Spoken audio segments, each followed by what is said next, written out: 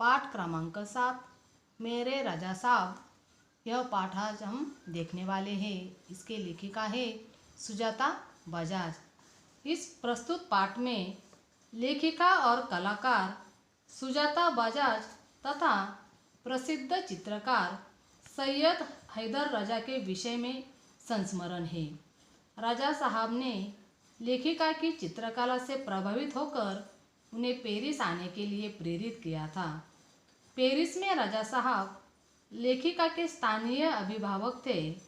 प्रस्तुत संस्मरण में लेखिका ने राजा साहब के व्यक्तित्व के अनेक पहलुओं जैसे कला के प्रति उनका प्रेम, युवा कलाकारों को प्रेरणा देना, अपनी कृतियों के लिए लगाव, सर्वधर्म समभाव आदि गुणों से पाठकों को परिचित कराया है। लेखिका का परिचय देखते हैं हम। इनका जन्म 1958 जयपुर यानी राजस्थान में हुआ। सुजाता बजाज जी एक प्रसिद्ध चित्रकार है। आजकल वो पेरिस में रहती है। आपके चित्र एवं मूर्ति कला भारतीय रंग में डूबी हुई रहती है। आपके चित्रों एवं मूर्तियों पर प्राचीन संस्कृति एवं कला की छाप दिखाई पड़ती है। आपने अपनी कला में ऐसी दुनिया का सृजन किया है जिसमें सादगी भी है और रंगीनी भी, खुशी भी है और गम भी, और इनकी प्रमुख कृतियाँ हैं। सुजाता जी द्वारा बनाए गए गणेश जी के चित्रों पर आधारित एक पुस्तक प्रकाशित। गद्य संबंधी प्रस्तुत पाठ में प्रसिद्ध चित्रकार सैयद हैदर रजा के बारे में लेखिका सुजाता बजाज ने अपने संस्मरण लिखे हैं। यहाँ राजा साहब के सर्वधर्म समभाव, मानव मात्र से प्रेम, युवा कलाकारों को प्रोत्साहन, उनकी जिज्ञासा वृत्ति, कृतियों के प्रति लगाव आदि गुणों को दर्शाया है। इस पाठ में एक सच्चे कलाकार के दर्शन होते हैं। बच्चों, हम पाठ को शुरुआत करते हैं। 23 जुलाई सुबह सुबह ही समाचार मिला, राजा साहब नहीं रहे। और यह सुनते ही मानस पटल पर यादों की एक कतार सी लग गई। मानस यानी मन, कतार यानी पंक्ति। और 23 जुलाई सुबह सुबह ही समाचार मिला कि राजा साहब अब नहीं रहे। और यह सुनते ही मन पे एक यादों की पंक्ति सी लग गई। पिछले फरवरी की ही बात है, मैं दिल्ली पहुंची थी अपनी गणपति प्रदर्शनी के लिए। और लेखिका कहते हैं कि पिछले फरवरी महीने की ही बात है, मैं अपनी गणपति प्रदर्शनी के लिए दिल्ली पहुंची थी और सोच रही थी कि राजा साहब शायद अपने व्हील चेयर पर मेरी प्रदर्शनी के उद्घाटन के अवसर पर आ जाए। पर उस रात कुछ अनहोनी सी हुई। अनहोनी यानी न होने वाली।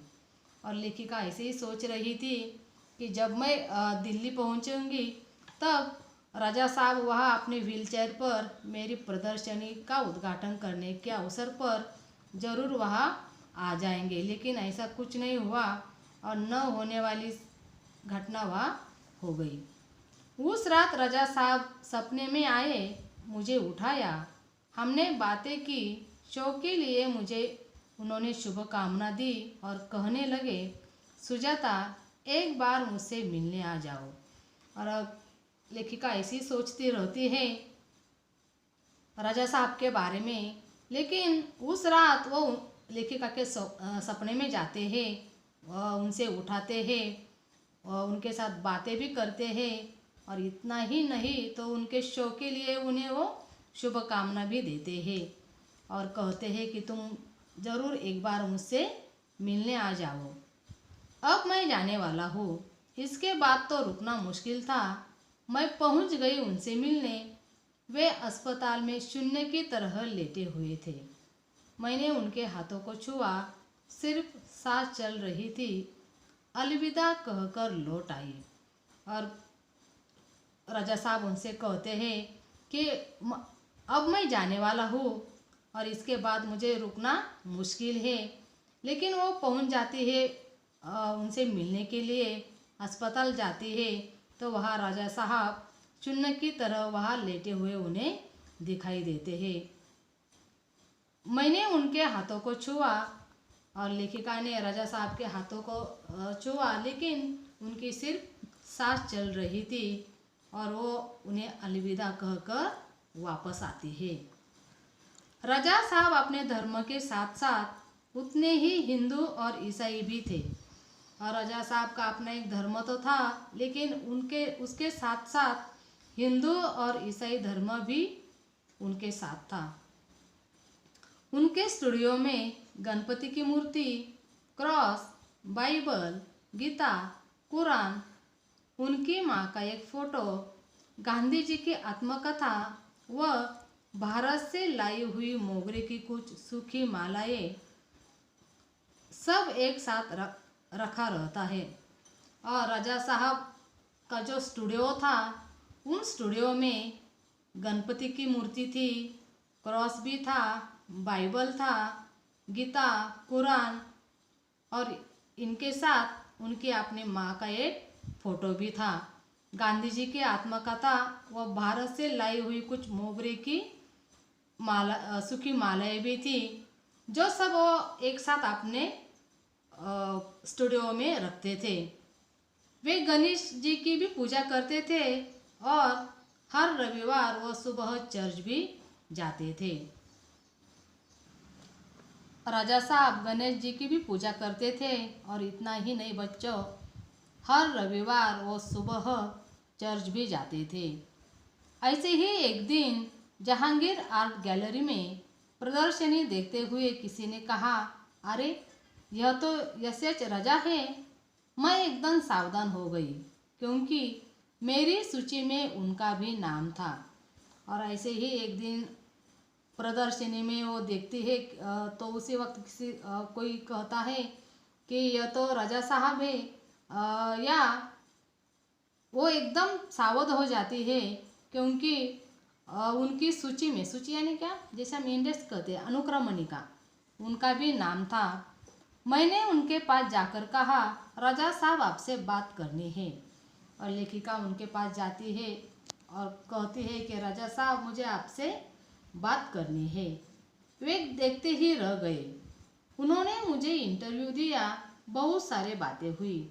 और एक लेखिका राजा साहब से बातें करती है, वो भी उनका इंटरव्यू लेते हैं और बहुत सारी बातें दोनों में होती है। अचानक मुझसे पूछने लगे कि आप और क्या क्या करती हैं। और ऐसे ही बातें करते हुए और राजा साहब लेखिका से कहते हैं कि आप और क्या क्या करती हैं। मैंने कहा, मैं कलाकार हूँ, पेंट करती हूँ। वे तुरंत खड़े हो गए और कहने लगे, चलो तुम्हारा काम देखते हैं।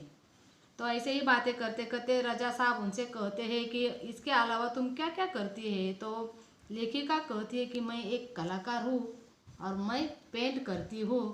और उनकी ये बातें सुनकर राजा साहब तुरंत खड़े हो जाते हैं और उनसे कहते हैं कि चलो तुम्हारा काम देखते हैं। मैं सोच में पड़ गई, मेरा काम तो पुणे में है। उन्हें बताए तो वे बोले, चलो पुणे। और लेखिका सोच में पड़ जाती है कि राजा साहब तो कह रहे हैं कि चलो तुम्हारा काम देखते हैं, लेकिन मेरा काम तो पुणे में है। और अगर उन्हें बताया तो वो बोलेंगे चलो पुणे जाएंगे। ताज होटल के सामने हमने टैक्सी ली और सीधे पुणे पहुँचे। और जैसे लेखिका ने सोचा था वैसा ही हुआ। दोनों भी ताज होटल के सामने से एक टैक्सी करते हैं और सीधे पुणे पहुँच जाते हैं। उन्होंने मेरा काम देखा और फिर कहा, आपको पेरिस आना है, आपका भविष्य बहुत उज्जवल है। और राजा साहब ने लेखिका का काम देखते हैं और वह कहते हैं कि आपका काम बहुत अच्छा है, आपका भविष्य भी बहुत उज्जवल है, लेकिन इसके लिए आपको मेरे साथ पेरिस आना होगा। छोटी से छोटी बात भी उनके लिए महत्वपूर्ण हुआ करती थी। बड़ी तन्मयता यानी तल्लीनता और लगन के साथ करते थे सब कुछ। और जो भी काम करते थे, चाहे वो छोटी बात हो या बड़ी हो, लेकिन वो तल्लीनता से या अपना पूरा मन लगाकर वो करते थे। पेंटिंग बिकने के बाद पैकिंग में भी उनकी रुचि हुआ करती थी। कोई इस काम में मदद करना चाहता तो मना करते थे, यानी क्या, जो भी काम वो करते थे खुद ही करते थे, किसी का सहारा भी नहीं लेते थे या किसी की मदद भी नहीं लेते थे। जो भी उनका काम हो खुद करते थे, किसी को हाथ नहीं लगाने देते थे, और अपना जो काम होता है खुद करने की उन्हें आदत थी, बाकी किसी को भी वो हाथ भी नहीं लगाने देते थे। तो बच्चों, मेरे राजा साहब भाग 1 हमने देखा है। आज हम यही रुकते हैं, भाग 2 हम कल देखेंगे।